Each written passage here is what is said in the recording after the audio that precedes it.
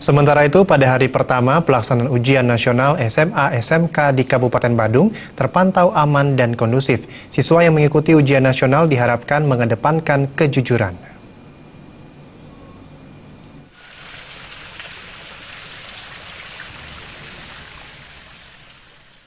Pada 4 April 2016, ujian nasional UN SMA-SMK tahun ajaran 2015-2016 dilaksanakan serentak di seluruh Indonesia.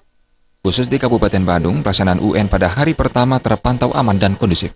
Kepala SMA Negeri 1 Kota Utara, Ketut Kerta mengatakan, UN hari pertama di sekolah yang dipimpinnya diikuti oleh 500 orang siswa. Ada seorang siswa sedang sakit, namun siswa tersebut tetap dapat mengikuti UN di rumah sakit dengan pengawasan pihak sekolah. Untuk tahun ini, ujian nasional di SMA Negeri 1 Kota Utara belum menggunakan sistem UNBK karena keterbatasan sarana komputer.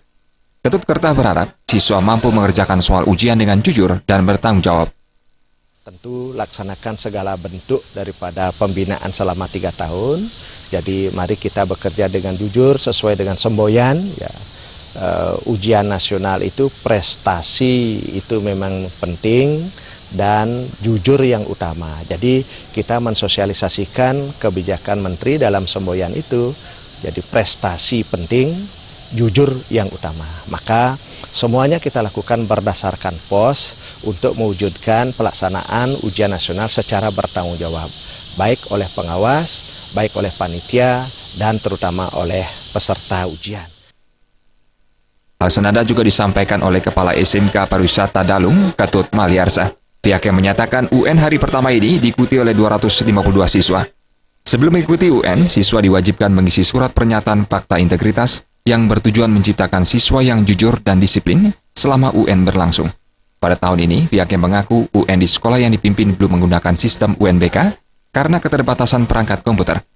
UN diharapkan berjalan dengan lancar dan siswa mampu mengerjakan soal ujian dengan maksimal. Sesuai dengan POS yang ada, kita kan harus benar-benar ujiannya itu jujur berprestasi. Kami di sini mulai tahun ajaran 12-13, kami sebagai kepala sekolah di sini sudah mencanangkan yang namanya ujian itu tidak boleh ada tim sukses untuk membuatkan jawaban.